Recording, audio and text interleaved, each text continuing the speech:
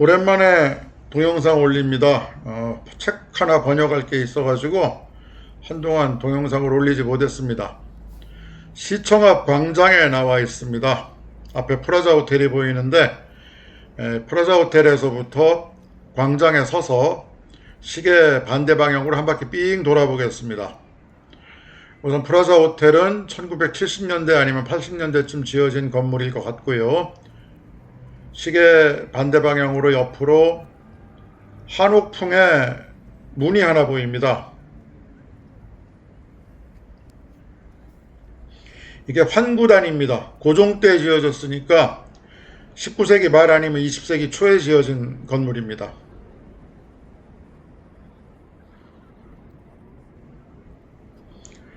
그리고 일제시대 때 지어진 서울시청 건물입니다. 옛날 서울시청 건물이고 지금은 서울시 도서관으로 사용합니다.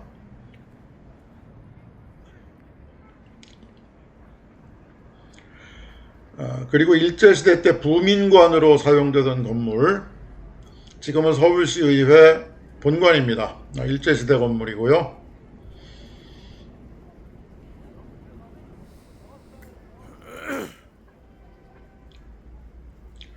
마지막으로 덕수궁 돌담길이 보입니다. 덕수궁 돌담 전에 성공회 성당, 20세기 초에 지어진 건물입니다.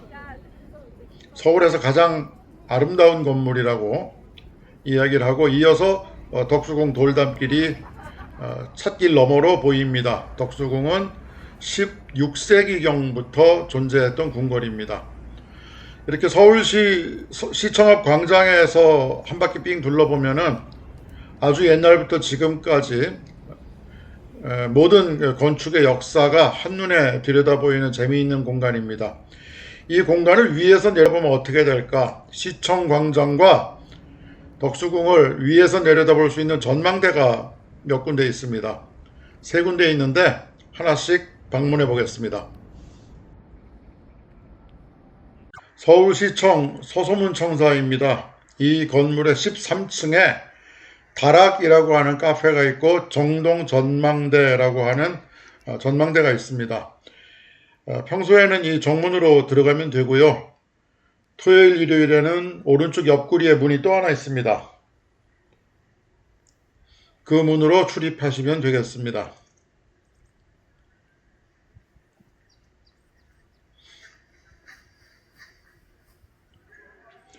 엘리베이터 타는데 보면은 이렇게 안내판이 있습니다. 평일에는 1시 반부터, 토일요일에는 아침 9시 반부터 전망대를 이용할 수 있습니다.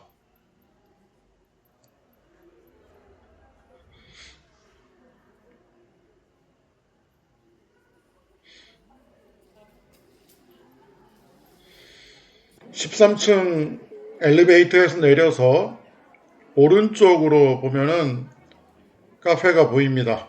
그리고 창밖을 내다보면은 덕수궁 전체가 한눈에 보입니다.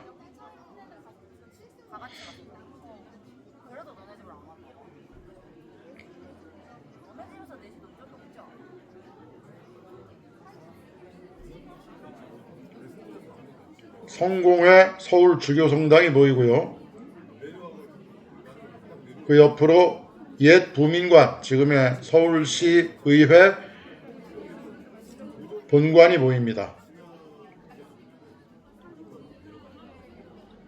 그리고 옛 서울시청, 그리고 현재 서울시청이 한눈에 보이는 전망대입니다.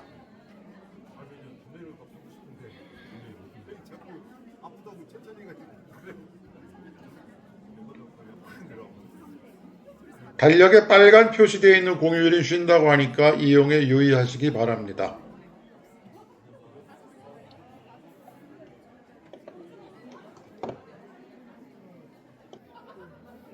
세 곳의 전망대 가운데 두 번째 전망대는 국립정동극장 세실, 옛날엔 세실극장이라고 그랬는데 이 건물 옥상입니다. 언뜻 보면 이게 2층 건물로 보이는데 사실은 3층 건물이고요.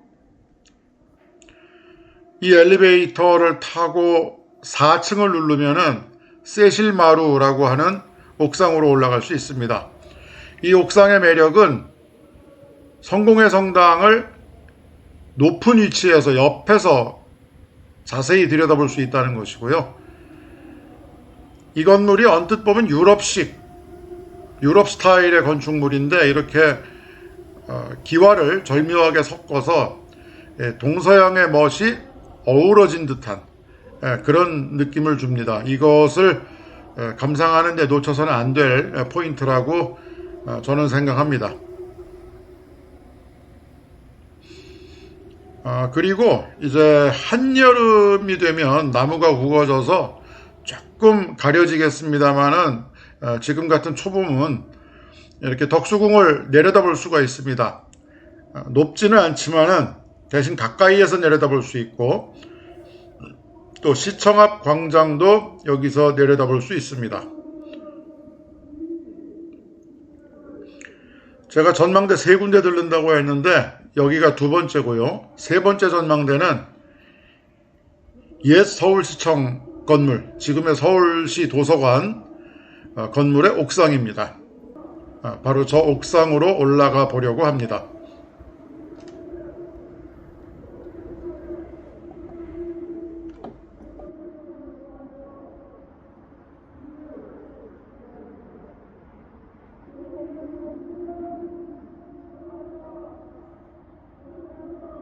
세 번째 전망대는 이 건물 5층으로 올라가면 됩니다.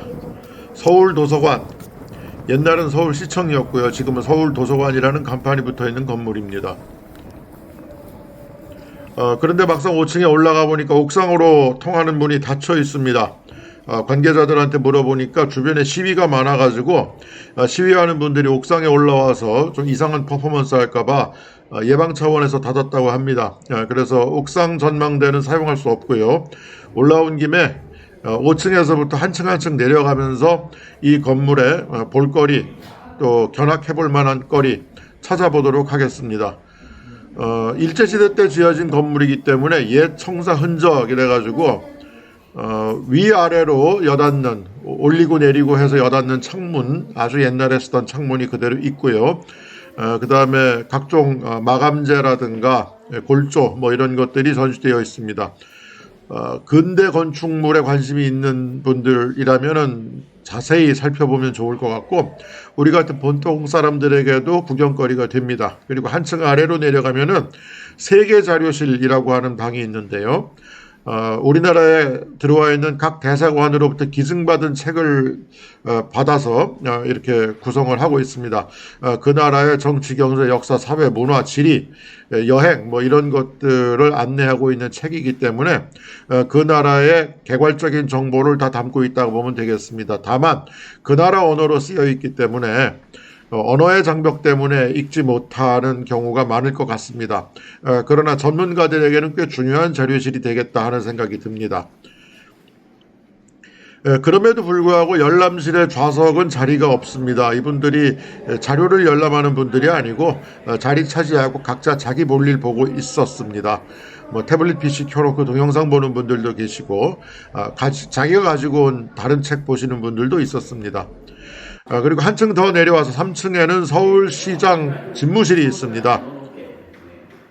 역대 서울시장이 이곳에서 집무를 받습니다. 들어가면은 회의실이 있습니다. 제일 높은 자리에는 서울시장이 앉아 있을 것이고 양쪽으로 실국장들이 앉아서 회의를 했던 장소인 것 같은데 지금은 테이블을 개조해서 서울시의 역사를 연대순으로 쭉 전시를 해놨습니다.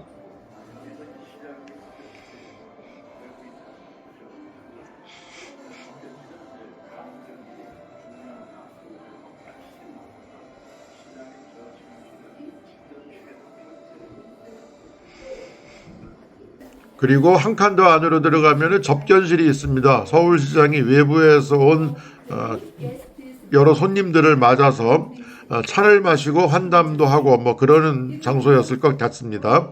그리고 더 안으로 들어가면 집무실입니다. 작은 회의 테이블이 있고 서울시장 책상이 있습니다. 자유롭게 앉아서 저렇게 기념사진을 찍을 수 있습니다. 저분들은 중국에서 오신 분들이고요.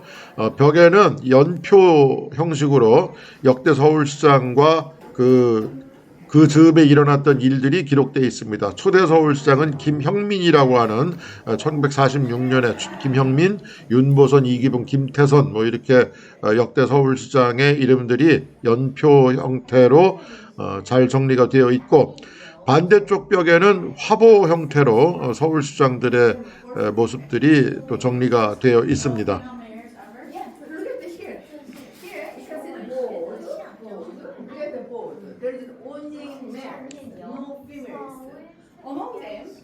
그리고 한층 아래로 내려가면 가장 익숙한 공간이죠. 익숙한 그림입니다. 도서관이 2층에 있습니다. 벽에 가득 장서가 있고요. 책을 빌려 읽을 수 있습니다. 대출을 받아서 집에 가져가서 읽을 수도 있는 것 같습니다.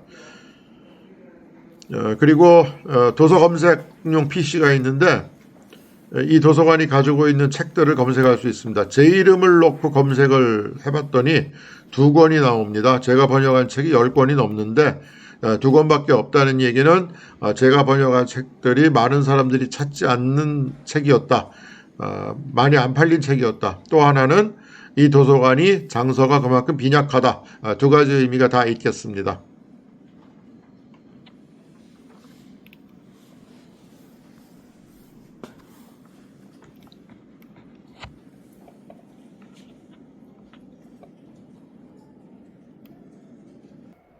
여기까지 온 김에 시청 앞 광장에 대해서 이야기하지 않을 수 없습니다. 이명박 대통령이 시장 때 시청 앞 분수대를 헐고 광장을 조성하면서 아이디어 공모전을 했습니다. 설계 공모전을 해서 그 우승을 한 사람의 설계를 그대로 활용해서 광장을 조성하겠다는 것이었는데, 과연 우승한 작품이 이렇게 댕그러니 둥그런 잔디 깔자, 이게 우승 작품은 아니었겠죠. 우승 작품이 있었습니다. 그런데 우승 작품에 대해서 소정의 상품, 상장, 상패 주고 정작 광장 조성은 이렇게 우승 작품하고 전혀 상관없이 잔디 깔고 말았습니다. 그 이유가 뭐냐면은 원래 우승 작품은 이런 아이디어였습니다. 주변에 16세기에 지어진 궁궐부터 시작해서 일제시대 거쳐서 20세기 후반에 세워진 호텔까지 우리 옛날과 현재가 공존하고 있으니 바닥에는 미래를 깔자. 무슨 얘기냐면은 바닥에 모니터를 수백 개를 쫙 깔고요. 그 모니터 위를 코끼리가 지나가도 견딜 만한 투명한 특수 유리로 덮습니다. 그러면 사람은 이 비디오 아트를 눈앞에서 감상하는 게 아니라 비디오 아트 위를 걸어가면서 감상하게 되는 것이죠. 그래서 그 비디오 아트 작품도 그 모니터를 통해서 상영하고 서울의 앞으로의 미래상, 대한민국의 미래상도 한번 그려보고, 이 유지비는 어디서 조달하느냐? 중간중간에 이 비디오 아트 대신에 광고를 유치해가지고 바닥에 광고를 돌리면서 그 광고로 충당하자, 뭐 이런 아이디어였는데, 문제는 이명박 시장이 임기 안에 완성해야 된다는 것이죠. 왜냐면은 그 완성한 것을 성과물로 해가지고 청계천과 함께 자신의 치적으로 내세우면서 대권 도전하려고 하니까 내 임기 안에 끝내야 된다. 그러면은 대상 작품 못 쓴다. 뭐 이렇게 해가지고 그냥 잔디 깔고 끝내버렸습니다. 대통령이 됐든 시장이 됐든 문화의 가치를 좀 아는 사람들, 천박하지 않은 사람들, 그리고 돈으로 환산할 수 없는 무언가에 대한 가치를 볼 수 있는 안목을 가진 인문학적 소양이 풍부한 사람들이 지도자가 되어야 한다. 뭐 이런 생각하게 됩니다. 쓸데없는 얘기 길었고요. 저는 다음 동영상으로 이어가겠습니다. 오늘은 여기까지입니다.